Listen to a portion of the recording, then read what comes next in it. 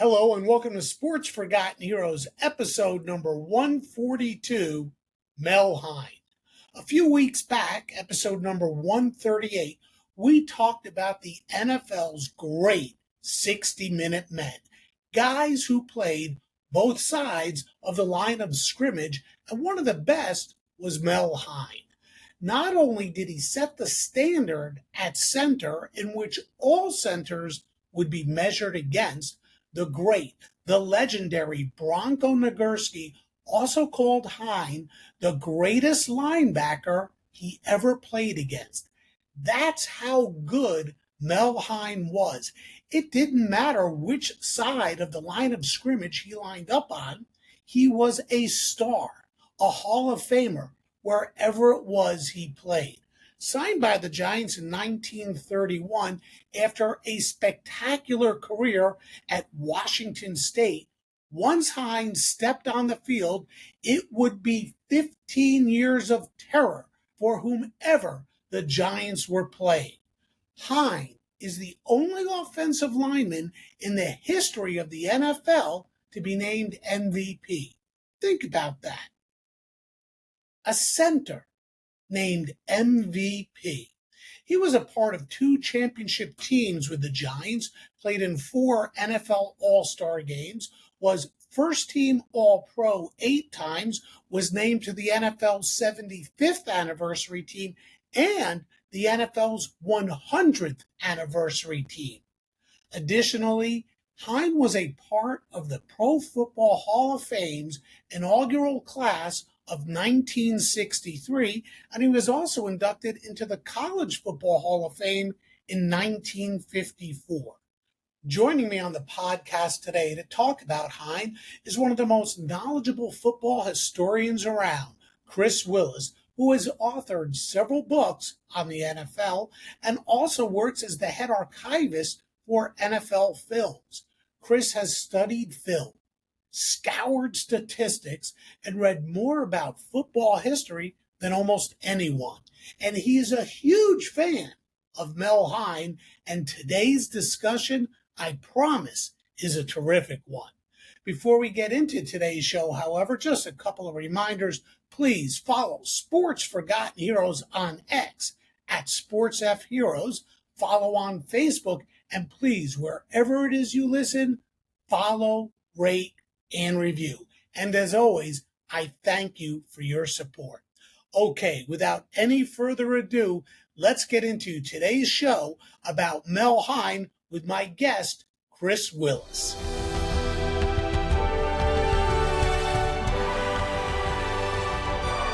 Chris, welcome back to Sports Forgotten Heroes. You are sort of becoming a regular here. No, thanks for having me back. Look forward to all our talks, and anytime we get to talk about early pro football and some forgotten heroes is always good time. Yeah, it's a lot of fun. A lot of fun. Today, Mel Hein, and I know he's one of your favorites. And I think we actually need to start with this. He is the only offensive lineman named an MVP in NFL history. What made Mel Hein such a special talent? And what was it that he did to earn such a special place in football history? Yeah, I think the thing about Hein, when you look at him, is first he was physically gifted. I mean, he was 6'2", 225 pounds. So, and he could run. He could move. He just wasn't a big slug. He was very agile. Especially as a center. Back then, if you're a single wing or you're snapping the ball to certain spots, and it's not a T formation where quarterback's under center, and you just like he's got to put the ball out in front of either the fullback or a halfback, somebody that's on the move. So I think that's the first thing you look at is, especially for that time of the two-way players, he was physically imposing and just a physically gifted athlete. And I think the other thing was, I think he had a little bit of drive, where, he wanted to play pro football, although he was from the West Coast, where there was no NFL teams, there was not a lot of pro football presence. So for somebody to grow up in the state of Washington, wanting to play, pro football, so I think he had a drive to like that maybe some other, some of the players coming through who might have just, done it for the money or I'll do it for a year. And then I'll move on, I mean, he played 15 years. So I think when you combine his athletic ability with his drive, just like most great athletes, then you turn out to be, something pretty special. So, as if being named NFL MVP wasn't enough, he was also a part of the inaugural class inducted into the Pro Football Hall of Fame, along with guys like Red Grange and Bronko Nagurski and Dutch Clark and Don Hudson.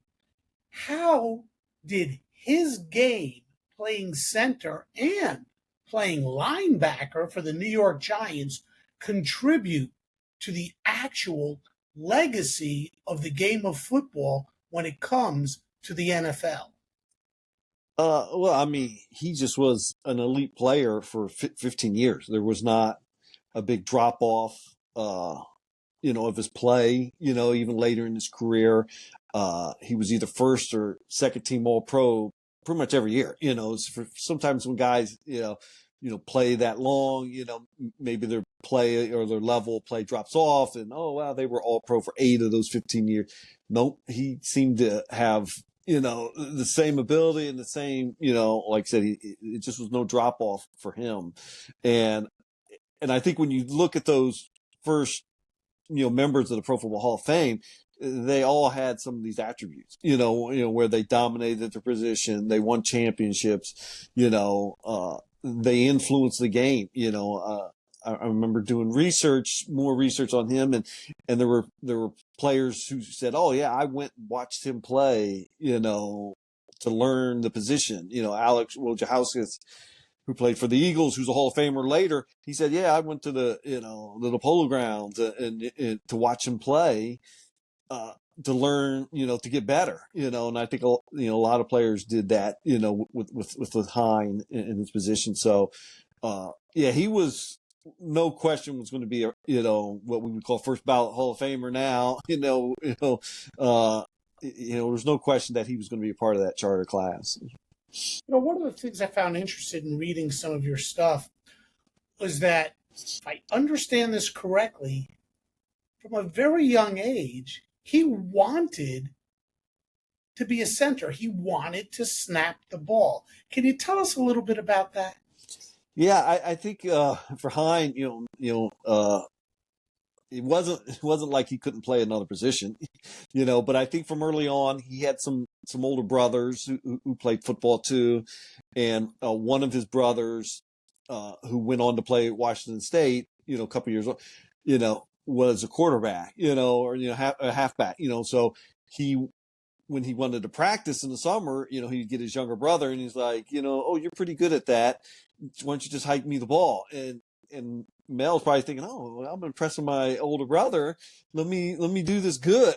So he actually worked at it. He's like, "Hey, you know what? I'll hike you this, this position if you're moving and you want to move and, out of the single wing or whatever." So I think he took pride in that, and he's like, "Hey, here's a skill I can learn, and be better than anybody, at the time." Even though he was very young, this is even right before he got into high school, or his early high school years, working for his brother, and but it turned out that helped him in the end. Like nobody was better at snapping the ball and knowing the techniques and getting your head up quick sometimes, as you snap it, before you get, busted in the mouth or hit by the charge, the defensive player.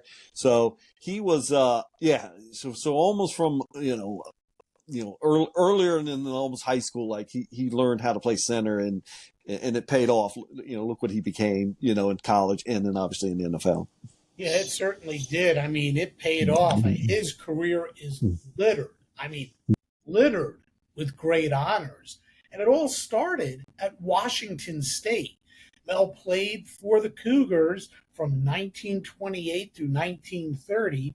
His final year, he led Washington State to the Rose Bowl. Talk about his years at Washington State and how his college career helped prepare him for his professional career. And by the way, I think you said this earlier, he was one heck of an athlete. He Mm-hmm. also played for the basketball team and was on the track team as well at Mm-hmm. Washington State. Yeah, he did it. You could say he almost did it all. He was a three-sport guy. Even once he filled out, he's 6'2", 225, and but he could move. Like he was a very good athlete. You could see it on film. Like some of the Giants footage. He can run. He was very athletic. In his speed and his movement.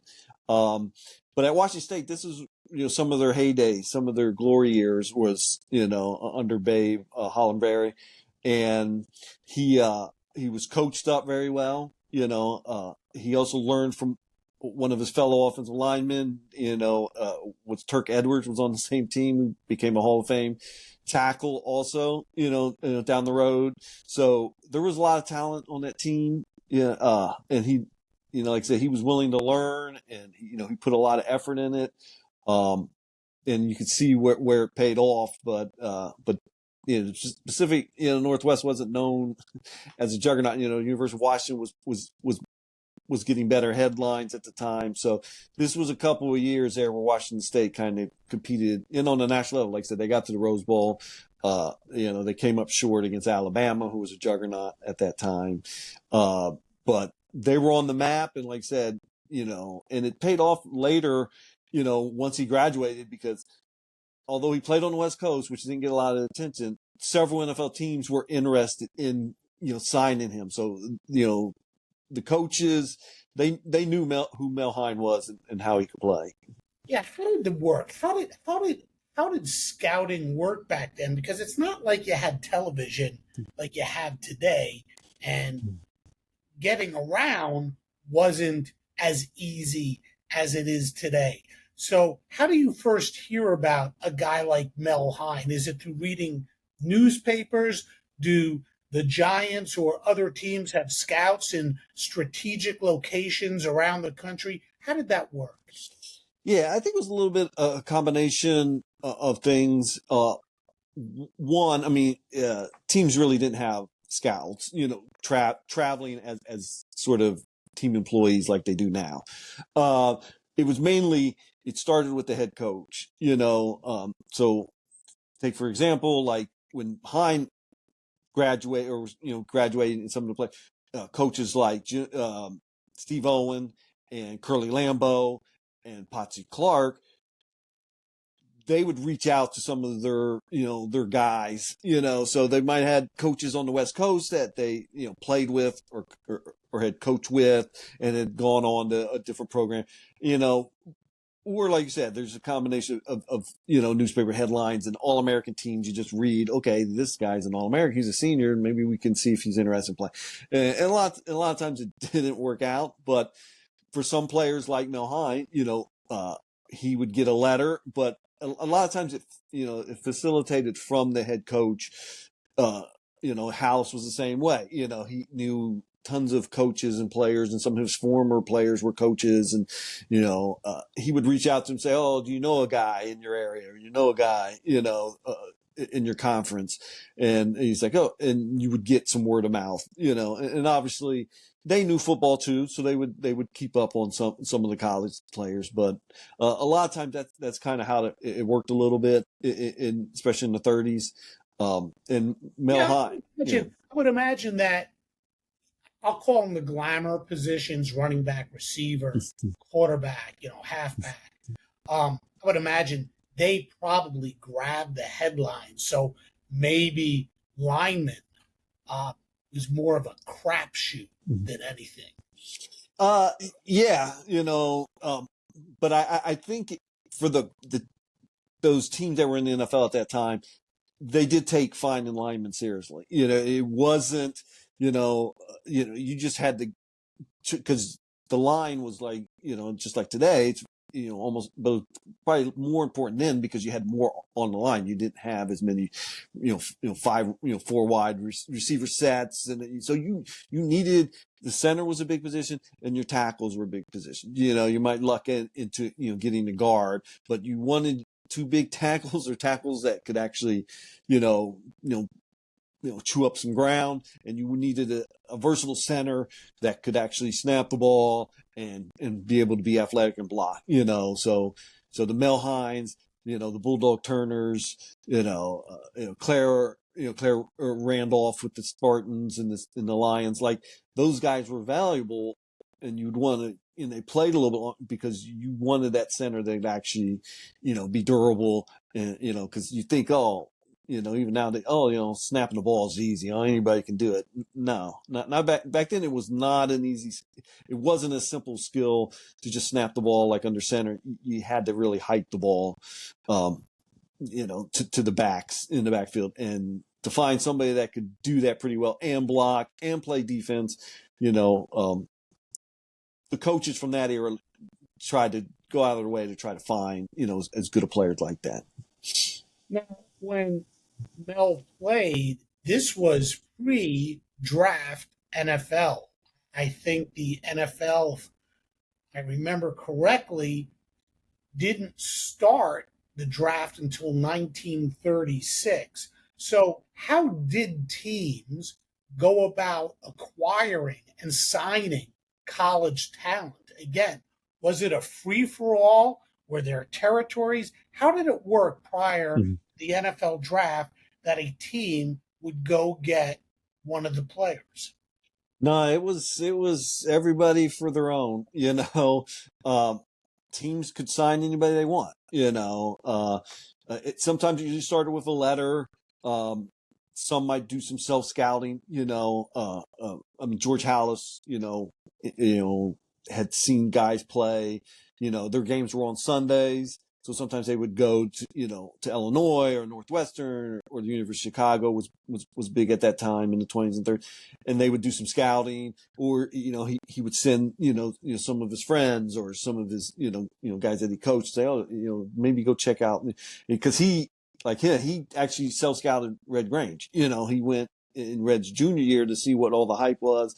He wrote about it in his autobiography. He went to a game against Iowa where they won 30-0, and Grange had a huge day, and he's like, oh, that really got Hal's attention. Like, this is somebody we need in pro football and in NFL, and especially for his Bears. So a lot of times it just started with letters, it started communication and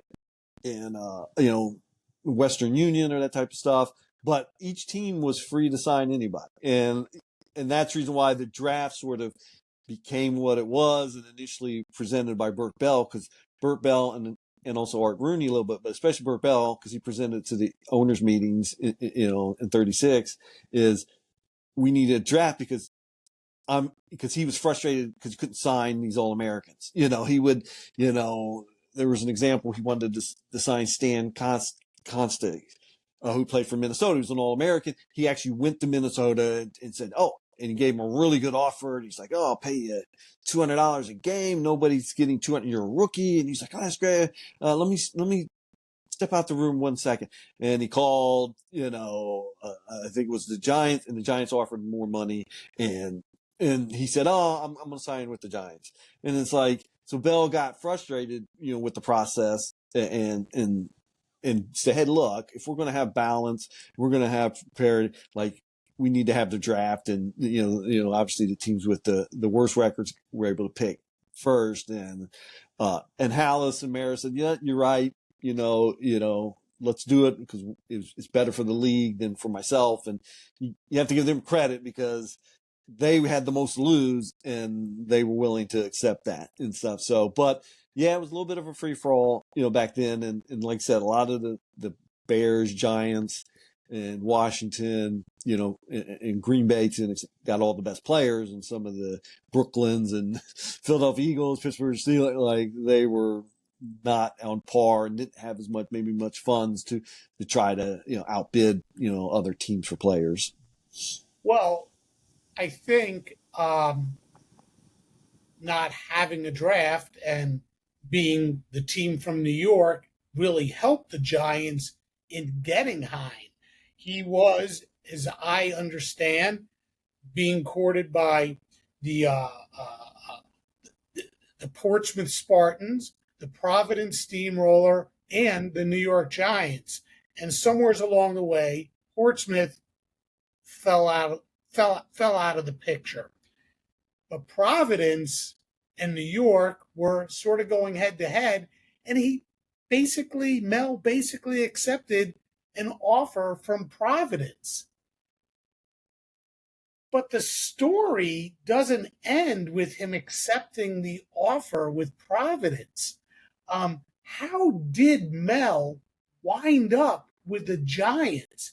It's quite interesting, and the United States Postal Service has something to do with that. Tell us about it. Absolutely. These are type of stories that are just like, those early years, 20s and 30s and 40s, like they wouldn't have it today. And they're just, so like, just weird and like, no, that couldn't have happened. You couldn't, no, it did, So, Mel, once he graduated, like you said, he was contacted by several teams, mostly by letter. And he was kind of excited, although he's a West Coast kid that, he thought he wanted to play for the Giants. He's like, oh, I'll play. He played for New York. But he had not heard, anything official from the Giants, or he did not get a contract. And he did get a contract from Jimmy Conzelman of the Providence Steamrollers to play for $125 a game. And for him, that was enough. He's like, yeah, I would play for free. And so he was waiting. He just finally said, oh, I'm about to get married, and I need to, if I'm going to go all the way to Providence or the East Coast, I gotta, know I have some money in my pocket and I have a job. So he signed the Providence one. He took it down to the postmaster, the post office, and he kind of mailed it. And then that night, which is lucky for him, he had a basketball game, where Ray Flaherty was coaching. Ray Flaherty was from Gonzaga, from the area. He's playing for the Giants. And he knows Mel Hein's going to be good. He knows the Giants want to sign him, and they shake hands. He goes, so what did you think of the Giants offer? And he's like, well, I didn't get an offer, so I just signed with the Steamrollers, and, just went to the post office. And he was like, how much did they offer? 125. He's like, no, Giants are going to offer you $150 a game, guaranteed, spot on, and it was like, what you need to do is go to the post office, call the postmaster in Providence, tell them when they receive it to send it back, and then I'll get you the contract for the Giants. And that's what happened. He went down to the post office. The postmaster said, yes, we just, we got it. We're going to pull it. Okay. We didn't even give it to Councilman and the Steamrollers. And he ends up signing with the Giants, and he drives, clear across the country with his new bride. And he plays for the next 15 years for the New York Giants. And who would have known? Maybe he goes to Providence, plays for a couple of years. They're not maybe as good. He doesn't feel comfortable, and he, doesn't have the career he has. But the Giants was the perfect spot. But it's a crazy, crazy story of how a team comes to acquiring a player. Pretty much. Yeah. Well, it didn't take long for the Giants and their coach, as you mentioned, the great Steve Owen, to see that they had something special. Talk about how quickly Hein adapted to professional football. And in fact, he might have actually been better than some of the seasoned veterans on the team. Talk about that and the fact that just how much Hein loved the game of football. Yeah, he jumped right in. Like he was excited. I mean, you got to think this is 1931, and he's going clear across the country. So that's a big to do to begin with. You're going. It's not like nowadays where you kind of, oh yeah, I'll go to Los Angeles, I'll go to New York, I'll go across country. So he's taking his new bride to New York City at the time, and he was all business. He came in there. Everybody knew he could play, from the beginning. He showed he did not start, his first game, second game. They had a veteran, like you said, they had some veteran guys that were, pretty decent that Steve Owen had brought in. But Mickey Murtaugh was the starting center, and he got really banged up in the second or third game of that season, rookie season. And Hein came in and just played lights out. Like he kind of Wally pipped Mickey, and he became starting center. Played linebacker. and, sort of became a force early on. There was quotes from like Hallis, he's like, we usually wanted to, sort of run and take care of the rookie. He was easy to fool, but he's like, with Mel Hein, you couldn't do that. Like, as a rookie, we tried it 7 times and we couldn't fool him, and he was never out of place. And they're like, oh crap, let's go somewhere else. Go a different direction and stuff. So, and yeah, he just jumped in, and then by year 3, he was captain of the team, and was pretty much a leader even from his rookie and second year. But by his third year, he was captain, every year until he retired. But he believed in team. He was a true leader. Talk about those leadership skills, because they were recognized, like you just said, pretty much right off the bat. And talk about his observations as a rookie and how he wasn't thrilled with how rookies were treated. He sort of did a couple of things. Yeah, as great as Steve Owen was, he was still fairly young, still a fairly younger coach, he wasn't like in his 50s and 60s. He had just, finished playing or was still, playing a little. And, so when Hein joined the team, a lot of veterans, and he saw that, even for, team's sake and, teamwork and stuff, that the rookies weren't invited to a lot of things. So, a couple of the veterans were going to, to the movies, or, going to dinner, or, whether it's on the road or at home or after practice, or, maybe a beer after the game, that the rookies weren't invited, at all, really. And he sort of said to himself, like, Val, hey, if made a vow, like, hey, if I'm going to be around, as a veteran on this team, or as a member of this team, he's like, I will not let that happen. And, and everybody followed Hein, on the Giants. And I think that's why they were so successful that entire run. They went to, 7 championship games, won a couple, they were always in the mix. They were never, this terrible team or losing, losing records and stuff like that.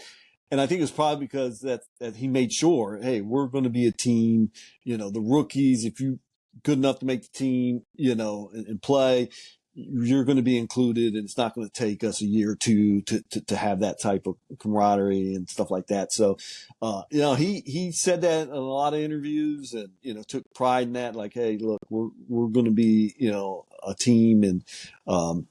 And he was sort of the main guy. And even Wellington Mara and the ownership, they knew that, hey, follow that guy, or he'll lead you and he'll teach you, and he'll be not only your teammate, he'll be your friend and leader. So he plays center, he plays linebacker, 2 very physically demanding positions. Now, Chris, I did a little bit of research, a lot of research, prior to our conversation here.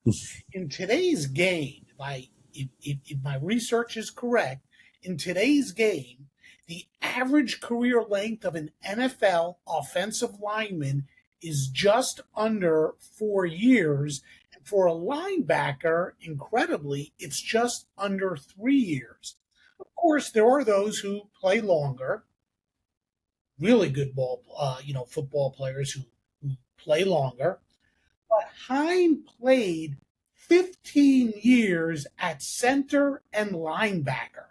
Talk about his toughness and his physicality. Yeah, I think when you talk about special players, Hall of Famers, these are the type of characteristics and sort of themes that come out, and Hein's, no exception. He, I think he took care of his body. He knew, he would take a pounding and things like that. So he was always looking at that, and then, keeping up on, what he had to do and stuff. But you're right. 15 years of, with not that much padding, the leather helmet, it wasn't like they were, all geared up. And so he was durable. They didn't even miss a game in pretty much 15 years, so it wasn't like a few of those years, he played half the game or near the, he played, every single game, for 15 years. And it's like I said, his level of play did not diminish. And I think that's part of his drive, He just wanted to be the best. He wanted to play hard. He wanted to, do it for his team, his teammates, and he would not let anybody down. And he just had that drive that, especially if you're, Steve Owen, like, hey, these are players I want for, like he said, Steve Owen said, in several articles in his book, like, Mel Hein's the best player he ever coached, and he's one of the best players he's ever saw and stuff. So that shows, I think, how he just like treated the game and how he wanted to be, all over the field. I remember watching a lot of footage of him, and one of the things I always thought was especially on defense, obviously he was, nobody was better at center than him, but on defense, sometimes you would see guys making tackles and they're like, they're 5, 6, 7, 10 yards downfield, a lot of times, or they're not, especially linebackers, you get out of positions. He was always at the line of scrimmage. He could read a play, guys like, Curly Lambeau, George Halas, would always say he knew he could diagnose a play better than anybody. And you could see it on film. Like a lot of his tackles and his activity is right at the line of scrimmage. It's not, he's out of position or he's always chasing down the play or you see some of these, assisted tackles and stuff. No, he's right at the line of scrimmage, right where the play, he diagnoses it very well. And that always shows how special he was. Yeah, he really was a special player, particularly at center. I mean, he might be one of the top 3 or 4 centers of all time, and I don't think that is something that can be argued. How did the position of center evolve during his career, and how did the way he played center help influence the play of centers everywhere? Well, he was just a technician, like his technique was flawless. He knew how to, between his stance and, the way he hiked the ball, where he needed to place the ball was like second to none, and you could see it, every once in a while he might, not be in the perfect position for the block in it, but if you're playing center, you're thinking of all these things, you're snapping it, you're making sure you keep your head up. You're not, guys not just going by you because you're in the middle of bringing your head back up. Like it took a lot of technique, to a lot of timing, and he would do it as well as anybody of that era. And I think for the other players, he was a standard. Like he was first team All Pro, every year. And so some of the players in college who took it that seriously, or wanted to play pro ball, would see how he played, and try to maybe mimic, what he did and stuff. And there was even Hall of Famers, like I mentioned with Alex Wojda. He said, I went to the games just to see how he practiced, how he snapped, how he played, and, how he blocked. So I could, take that with me. He's playing at Fordham at the time, with the 7 blocks of granite with Vince Lombardi. That's how he improved, and stuff. So there's no doubt that, he impressed other players and, the players, that were coming up of how to play the position. And like we said, not only was he considered one of the greatest centers of all time, he was a really good linebacker, maybe even great. In fact, you said that Bronko Nagurski said that Hein was the greatest linebacker he ever played against. Talk about his skills at linebacker. You got into it just before, but I mean, this guy was just a phenom at linebacker as well. Yeah, he would play mainly on the outside. He wasn't in the middle. Every once in a while he might move, but he was always around the ball, like I said, in a lot of running plays, in the 30s and early 40s, and especially if you're the Bears, you had Bronko Nagurski, almost the entire time. Bronko was a rookie in 1930. Hein was in 31, and Hein just gave Nagurski fits, and the Bears fits, because he was like I said, he was 6'2", 225. So physically, he's got all the the big skills, and not quite as large as Bronco, but wasn't a slouch. And he would use his hands, and he would diagnose plays, just as well as anybody. And he would shed, blockers. He just wouldn't, take on the block with his shoulder or something. Like, he would try to, keep his hands and his arms free. And another skill he had was, he could tackle. Tackling was just as good in those years. Now it's a little bit all over the place. But you had to tackle back then, and he would, because he was 6'2", he had this huge arm span, and once he grabbed you, you went down. You did not.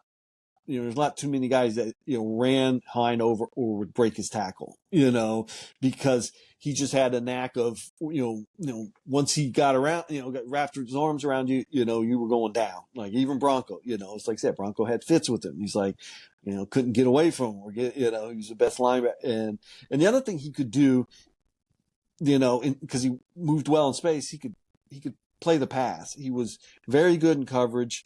He could move. Don Hudson didn't have much success in games in which the Packers were playing the Giants and when Mel Hein was on the field. Yeah, that surprised me. When I was dug more into the research, because I think Steve Owens was in his book was like made the quote, "Oh yeah, Hein would drop back and he would stop Hudson." In his first 7-8 games, he didn't even score a touchdown. And I was like, is that true? 7, like the first 5 years, 7 games, that doesn't sound. And then you look it up, and it's absolutely true. Like Don Hudson, his first 5 years against the Giants, I think it's 7 games, had 0 touchdowns. And it was mainly because Owen, Hein actually worked with Owen. Like, he would, sort of drop back and force, Hudson to change his route a little bit, or he would have Hudson, cut underneath him. Like, he would get more depth on his drop, and he would cut, so he would just catch the pass for like 5 yards, and he would tackle him, and maybe it was, 3rd down, and, they needed 10, and but because of where Hein was playing, he would cut his route off, and, they might still complete the pass, but he told us, he's like, look, I'm just giving him the short stuff. He's not going to get deep behind us and catch touchdowns, and he's not going to get first downs. And it is true. Now, he had a little more success in the second half, like in the 40s, a little bit more. But those first, 5 years and like 7 games, Hudson was not a scoring machine against the Giants. And they actually played in 2 championship games, and they both split. Hudson did not score in either game, 38-39, but they did split, so the Giants won 1, the Packers won 1. So that was something that I found in the research that, blew me away kind of, because that was like the first time anybody had that much success with Hudson, where, even as good at teams as like the Bears and Washington and the Lions, they did not have that much success with trying to defend Hudson, let alone, 7 straight games where he doesn't score a touchdown. Yeah. Going back to the other side of the line of scrimmage, center, you were talking just a little while ago about how he influenced the play of center. When we think of today's modern day center, we think of guys like Jason Kelsey and Jeff Saturday and Nick Mangold. And go back a few more years, you got Mike Webster and Jeff McNode and Dwight Stevenson. Did anything that Hein did, any innovation, anything in the way that he played the game at center, influence the play of the guys who play center today? Well, I think it's just more the technique, the way he snapped the ball, the way he would come off the line, the mentality, of the way how he approached the game, the way he prepared. Maybe not technique wise, because the ball's changed a little bit, and things like that. And everything's either, now there's more out of the shotgun now than, like that could be, oh wow, but there's a big part of the generation where, with a T formation and quarterback under center, the Dwight Stevensons and the Mike Websters, were more hiking, just snapping the ball. They were not doing shotgun and things like that. Where now that's what you look for. I think if Hein played today, he would probably be an outside linebacker and, who could just run, I don't know if he'd play center, with his athletic skills, he was pretty good. I think he might play, but if he was 295 pounds, like he would be, a great center too, just cause he had the technique down and he could play the position better than anybody. Well, when we talk about athletes, and Hein was definitely an athlete. You and I recently did a podcast about 60-minute men.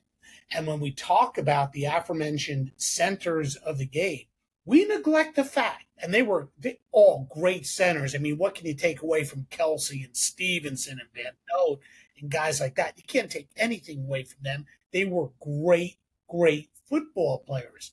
But we can't neglect the fact that they only played center. He also played linebacker, another great one who we talked about on our podcast about 60-minute men, or Chuck Bednarik. Talk about how unique both of these guys were. It wasn't that they were 60-minute men. They were great, and I mean great, on both sides of the line of scrimmage. Yeah, I mean, it's tough to define those players even in that era, guys that you can count on for that many years, pretty much, playing at a high level. And the same thing with Chuck, his play did not diminish. You would think sometimes you would wear down. I mean, even some of the grades of the 2A era slowed down at certain spots, and you could see their play a little bit okay. Or they retired after 8 years, 9 years, although an 8, 9, 10-year career, like you mentioned, was a very long career at that time. But even with that said, like I said, those two guys, when you watch them, rookies, first, second year, and then how they played even later in their career, their last 2 or 3, there was not a lot of, drop off. And that's, I think, very hard. It's very hard to find those type of guys. It's latter half of Mel Hein's career. That's when he was intercepting balls. I mean, he had 10 interceptions. They all came in the latter half of his career, and he ran back 78 yards for a touchdown. Yeah. So I mean, that just shows how, he had a nose for the ball and he knew he could diagnose plays. And just watching him, like I said, on film, it's just a joy to, like, oh, wow. And I think, like I mentioned in the previous podcast about players, when you watch some of the footage, you're like, okay, that guy's good. I can see how Don Hudson and Sammy Ball are better than, just athletic one, and then also skill level and technique.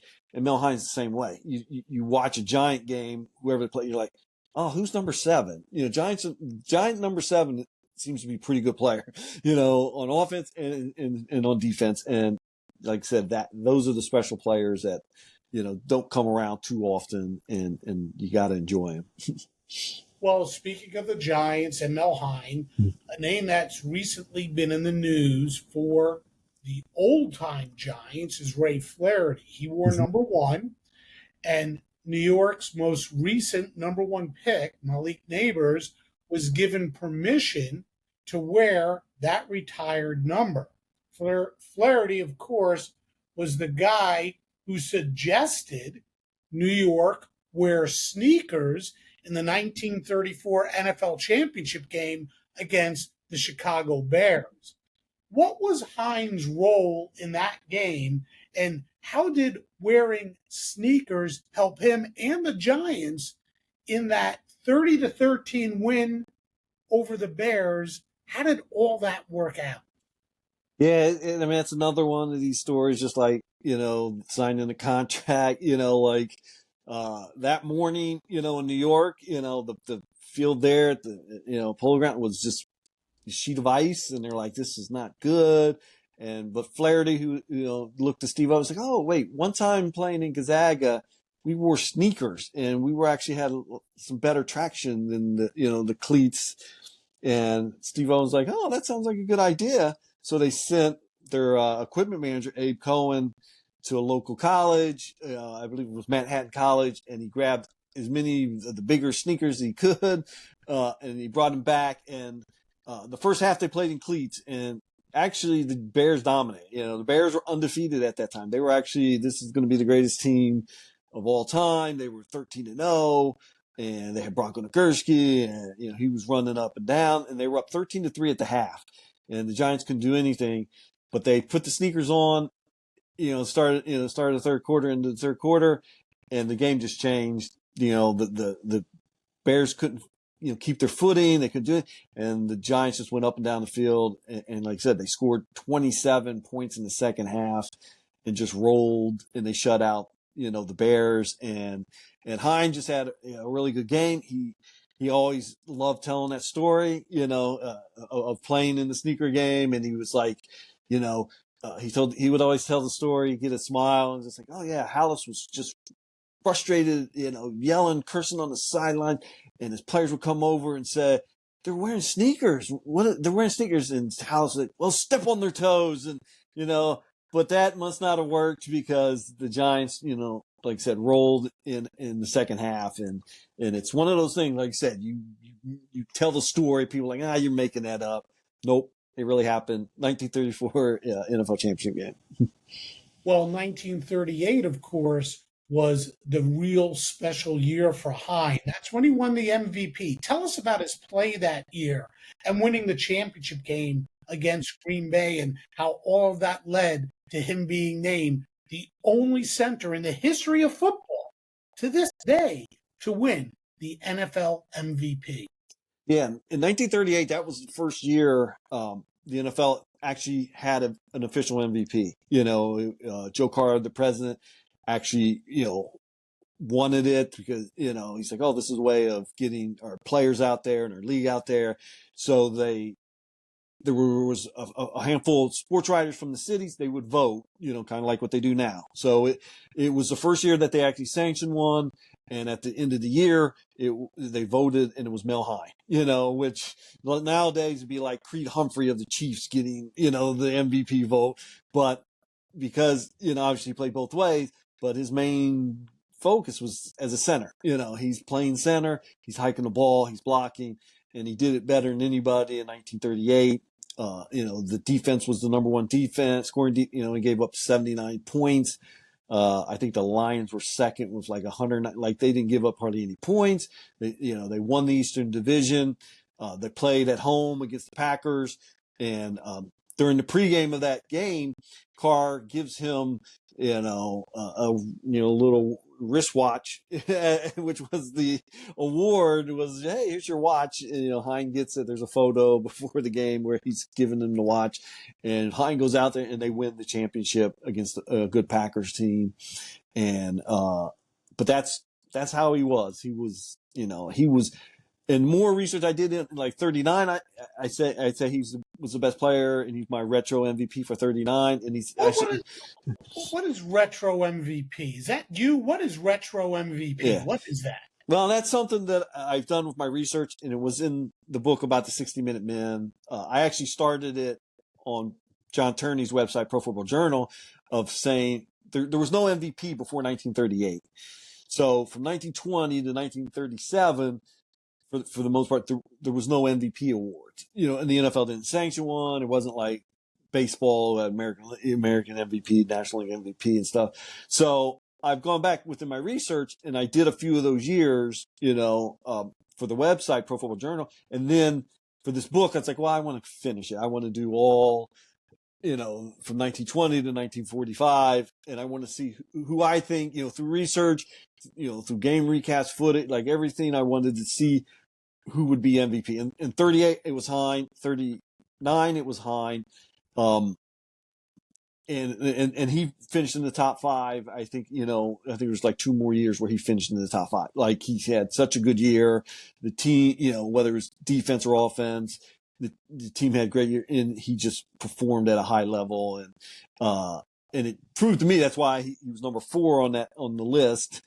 He's up there with Don Hudson and Dutch Clark and Sammy Ball. Like, for 15 years, he's playing at one of the highest levels, of any player in the NFL. And to be compared with, guys who touch the ball all the time, catch the ball all the time, you can't lose fact that the game was still played at the line of scrimmage and you played both ways. And he did it just as about, especially on the line, he did it better than anybody. He was the highest rated lineman, on that list. So, and like I said, he was the runner up for center on the 50th anniversary team for the NFL. He was on the NFL's 75th anniversary team. He was on the NFL's 100th all time team, just a few years ago, as one of the 4 centers in all of the first 100 years, and he's on that team, and there was no debate, he was going to make that team, So he's just, he's pretty special player.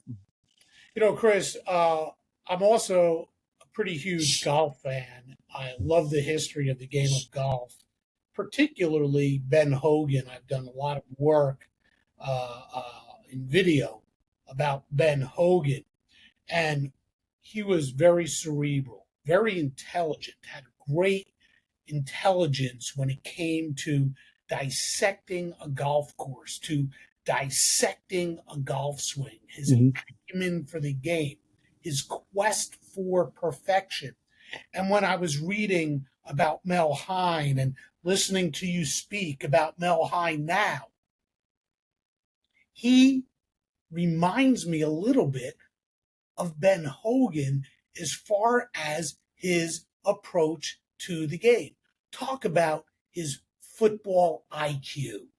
Yeah, he was we've been talking a little bit about, he had the great technique. He had great work ethic, and he could put both of them together and show it on the field, but he knew the game in and out, like I mentioned before with House, you couldn't fool him as a rookie. A lot of times you see it now, Caleb Williams, he's clueless, hopefully in a couple of years, he's going to, take off and you can get it. Well, Hein was one of those special rookies that came in and, you couldn't fool him. He was all business, he was professional, and he sort of could, like you said, that football IQ was always there.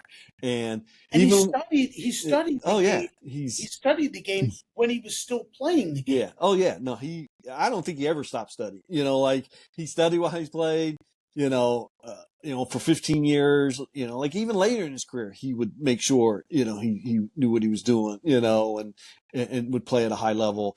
And then he was a coach, he coached at Union College. He coached at USC with Al Davis, and then, he became, Al Davis kind of recruited him in the AFL years, in the middle of the AFL, to be supervisor of officials, which he did for a couple of years. And then when the merger happened, he went to the NFL league office as supervisor. So he knew the rules. He knew how to play the game. He knew technique.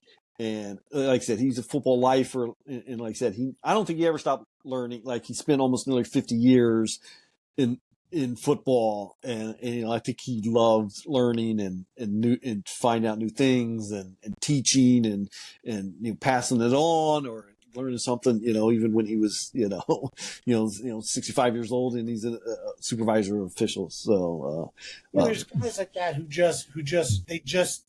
it's intoxicating to them. They just can't stop. And so when his playing days were over, he did go into coaching, like you said, Union College. So he goes to Union College, but the Giants still wanted him to play. Talk about that. He coached 6 days a week and played for the Giants one day a week. Yeah, I believe that started in 1942. He was thinking about retiring. He's like, I've played I think he was played 11, 12 years now, 12 seasons. And he's like, I think and he got a job at Union College where he could go. And then obviously in 1942, it's World War II. So there's a little bit of a man shortage, and Owens reached out to him. He's like, no, I need you, Mel. Can you play? Like, you're okay. You can, teach at Union College and teach the young kids, but you can play on Sunday because you know the system. And yep, that's what he did. He would, spend 6 days there, come play on Sunday, with the Giants, and they actually 1942 had a good year, and his play did not suffer, and then he's like, maybe I could play 43, 44, and so he plays like 3 more years after that, before he officially retires. And Now, after his days with Union, Mhm. he went on to the All America Football Conference with the Los Angeles Dons.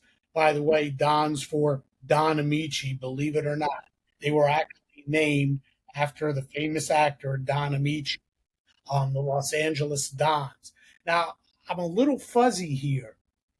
He was the head coach, went 2-1, and then stepped back to be a line coach. Do you know how all that worked? I'm a little fuzzy on that. I don't know if you can answer that question. No, I mean, that is a little fuzzy. I think it was one of those things where, that league was still a young league, it only played 4 years, so I think Mel just wanted to be with the line. He didn't want to, because those are the only games he was as a head coach. He never even, he spent a dozen or over 10 years with USC. Yeah, And 15 years as a line coach with yeah. And US. so I don't think he ever wanted to be the head man. So maybe it was those things where it just happened, it's a new league, each year was a little different for the teams. Some teams struggled, and the Dons were just in the middle of the pack. They were an okay team, obviously the Browns and the 49ers. And then once they joined the NFL, they only took, those couple teams. And so I don't think it was something. I think something is like, I'll do it because we're in transit. But I think he just never wanted to be, because he never inspired to be a head coach, throughout his post career. Well, I can just answer my next question. He spent all that time at USC, 15 years. Did he ever want to be a head coach? Did he have those aspirations? I guess the answer is no.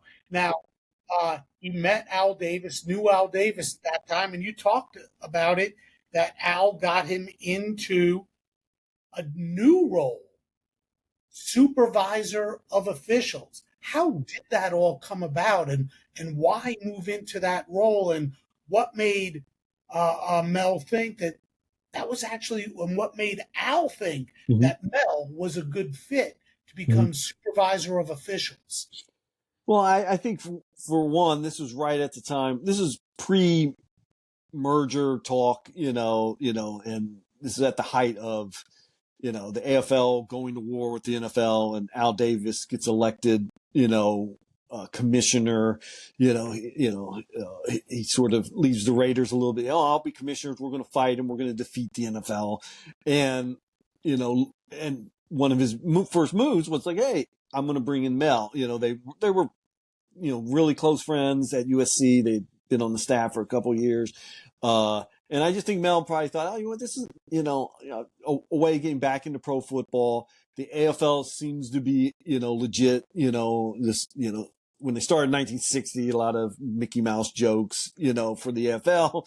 So now it's like 66, early 66. And it's like, now the league's got a little bit of respect. They got some players, they signed Joe Namath the year before. And, so I think he just took it as, hey, it's a challenge. Let me help out my friend.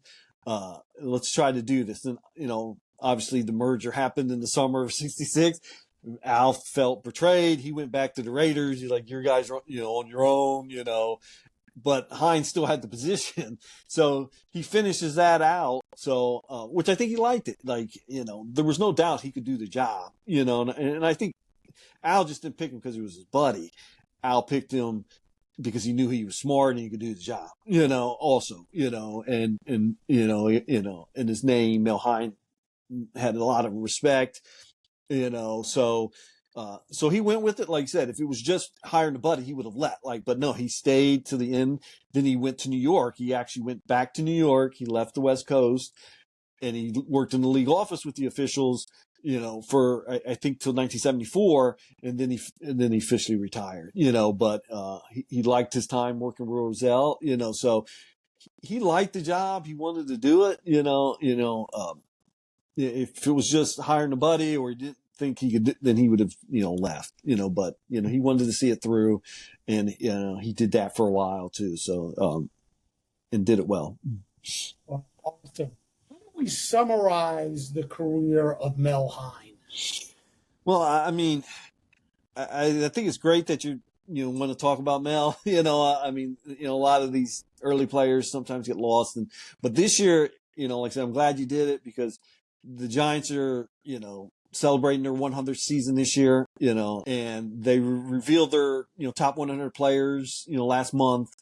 And Mel was number 3 on that list. Lawrence Taylor was 1, Rosie Brown was 2, Mel was 3, and I think Frank Gifford was 4, so, and there was a different committee for that elected that. And so I was so happy to see that they, respected his resume and his impact with the Giants. Because if you're just behind LT and Rosie Brown, then and ahead of Gifford, then you're in good shape, or you're in good company and you're one of the all-time great. I mean, that's 100 years of the Giants, and he's the 3rd best player. And you get, like I said, he's right there.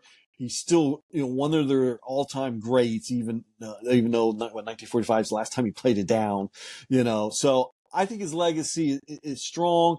I wish he would get a little more attention, with the Hudsons and the Sammy Ball and the Dutch Clark, like those guys, Red Grange, George Howe, like those guys that were the greats, in that first 25, 30 years, because he deserves it. He was a special player, and it's almost like, he's like, Dick Butkus and, Ray Lewis as a linebacker. I wish he was in that conversation because he should be.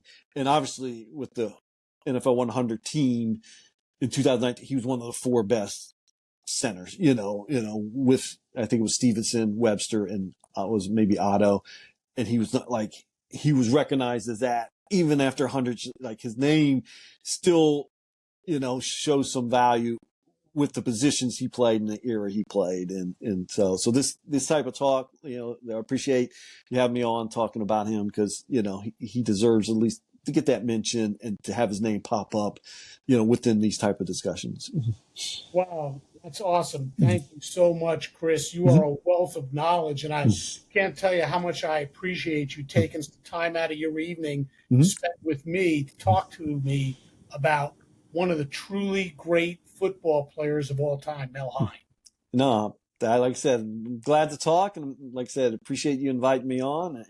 I love the show, and like I said, you were talking about Fritz Pollard, now you're talking about Mel Hein, so this is like, they shouldn't be forgotten, like you said, and this is great to talk about them.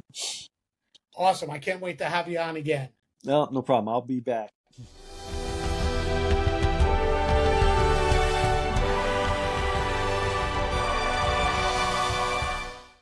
Throughout the course of the 100-year history of the New York Giants and the NFL, there have been very few like Mel Hein.